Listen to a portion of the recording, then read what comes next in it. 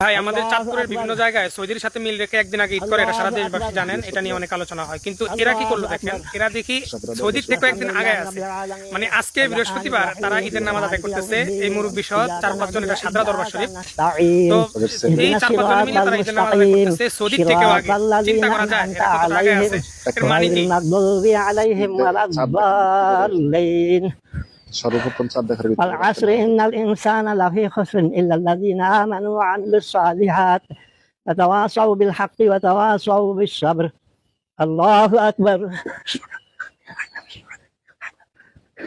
الله أكبر الله أكبر